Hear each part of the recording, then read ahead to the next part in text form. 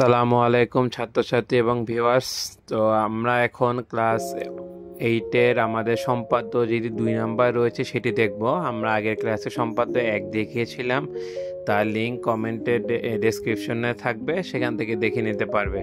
So সম্পাদ্য 2 শুরু করার আগে আমরা আগে প্রশ্নটি দেখি। প্রশ্নটি হলো, একটি চতুর্ভুজের 4টি বাহু এবং একটি কর্ণ দেওয়া আছে, চতুর্ভুজটি আঁকতে হবে। তাহলে এই টোটাল 5টা ইনফরমেশন আমাদের কাছে দেওয়া আছে। তো আমরা এখন আঁকবো। তো যেহেতু 4টি বাহু দেওয়া আছে, আমরা আমাদের ইচ্ছা মতো 4টি বাহু নিব। যদি কখনো কোশ্চেনে তোমাদেরকে ইন্ডিকেট করে দেয় বা বাহুগুলো উল্লেখ করে দেয় যে এত সেন্টিমিটার তখন সেভাবে নিবে। আর তাছাড়া যদি কোনো এভাবে উল্লেখ করা না থাকে, তাহলে এরকম আমরা যে কোনো 4টা মাপে 4টা বাহু নেব। একটু বড় ছোট একই রকম নেব না। আর যেহেতু বলেছে একটা কর্ণের কথা, কর্ণটা অবভিয়াসলি ওই 4টা বাহু থেকে বড় হবে। তাহলে আমরা 4টা বাহু নিলাম। 4টা বাহুর নাম দিতে পারি আমরা বাহুগুলোকে এ, তারপরে বি, তারপরে সি, তারপরে ডি, এবং কর্ণটাকে যে কোনো একটা নাম দিলাম, আমরা দিলাম পি। বাহুকে আমরা সাধারণত ছোট হাতের এই অক্ষর দিয়ে লিখি, সেজন্য আমরা সবগুলোতে ছোট হাতের অক্ষরই ব্যবহার করলাম। এখন একটি বড় বাহু নেব, যে সরলরেখা নিব, যেখানে আমরা আমাদের চতুর্ভুজটি আঁকবো। তো যে কোনো একটা বড় সরলরেখা নিলাম, রেখাংশ নিলাম, এর এ এবং ই নাম দিলাম। এবার সবাই পেন্সিল কম্পাস নেব। পেন্সিল কম্পাস নিয়ে আমাদের প্রথম কাজ হলো, আমাদের যে কর্ণ পি কর্ণ, তার একটি মাপ নিব। পি কর্ণটার আমরা মাপ নিলাম। এখন আমরা কম্পাসটি এইতে বসিয়ে কেটে ফেলবো কর্ণের সমান করে। তো কর্ণের সমান করে আমরা একটা বৃত্তচাপ আঁকি, সেটা এই থেকে। তো সেখানে আমরা যে কোনো একটা নাম দিতে পারি। সেই যে বৃত্তচাপটি কাটলাম সেটাকে আমরা বি নাম দিলাম।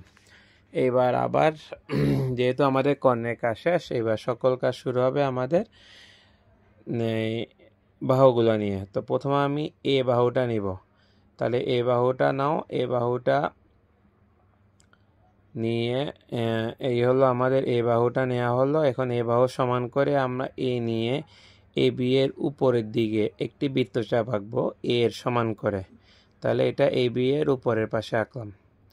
এইবার নিব যে আমরা বি বাহু। এই বাহু নেওয়া শেষ, এবার বি বাহুতে যাব। তাহলে বি বাহু নিয়ে এবার বি প্রান্তে বসিয়ে একই দিকে আরেকটি বৃত্তচাপ আঁকবো। এখন আমাদের বি এর মাপ নেওয়া হলো। বি প্রান্তে আমরা আমাদের কম্পাসটা বসালাম এবং তার মাপ নিয়ে একই দিকে আরও একটি বৃত্তচাপ আঁকলাম। দেখলাম যে দুটি বৃত্তচাপ একটি বিন্দুতে পরস্পরকে ছেদ করে। তাহলে এবার যে বিন্দুটা আমরা পেলাম ছেদবিন্দু, সেই বিন্দুর সাথে আমরা এ পয়েন্টটাকে যোগ করে দেব, তারপরে আমরা বি পয়েন্টটাকে যোগ করে দেব। এই হলো আমাদের এই চতুর্ভুজটির অর্ধেক কাজ হলো। এখন বাকি অর্ধেক কাজ করব। সো আমাদের এ বি বাহু নিয়ে শেষ। তাহলে ওখানে লিখে দিচ্ছি আমরা, এটা ছিল এ বাহু আর ওটা ছিল আমাদের বি বাহু। বাহুগুলোর নাম লিখে দিলাম। এবার আমাদের শুধু সি আর ডি বাকি আছে। এবার সবাই সি এর মাপ নিব, সিতে বসিয়ে। তাহলে আমাদের কম্পাসটি সি এর এক প্রান্তে বসাও এবং অপর প্রান্তে আমাদের সি এর সমান করে বাহুর মতো মাপ নিবা। এইবার কম্পাসটি আমরা এ প্রান্তে বসিয়ে আমরা আমাদের নিচের দিকে একটি বৃত্তচাপ আঁকবো। প্রথম দুটি বৃত্তচাপ ছিল উপরের দিকে, এখন যে দুটো আঁকবো সেগুলো নিচের দিকে। তাহলে প্রথমে আমরা সি এর মাপ নিয়ে একটা বৃত্তচাপ আঁকলাম। এইবার শুধু বাকি আছে ডি। এবার ডি এর মাপ নিতে হবে। ডি এর মাপ নিয়ে আমরা বি বিন্দুতে বৃত্তচাপ কম্পাসটি বসিয়ে আরও একটি বৃত্তচাপ দিব। দেখো দুটি বৃত্তচাপ একটা বিন্দুতে পরস্পর স্পর্শ করে। তাহলে আগের মতো আমরা উপরে যেহেতু দুইটা বিন্দু আমরা বাহু যোগ করেছিলাম, একইভাবে আমরা আমাদের নিচে যে দুইটা সংযোগস্থল আছে তার সাথে আমরা বাহুটিকে যোগ করে দিব।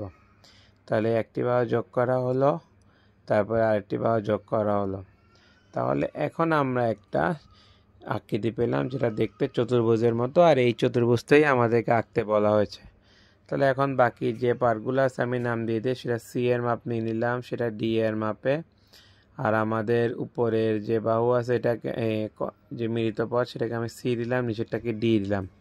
তার মানে আমাদের এ সি বি ডি অথবা এ ডি বি সি এটাই হলো আমাদের উদ্দিষ্ট চতুর্ভুজ। সো এটা চিত্রটা সহজ, তোমরা দুই একবার দেখবে, প্র্যাকটিস করবে, আশা করি সহজেই পারবে। তো ধন্যবাদ সবাইকে, দেখা হবে পরবর্তী ভিডিও সম্পাদ্য 3-এ। আল্লাহ হাফেজ।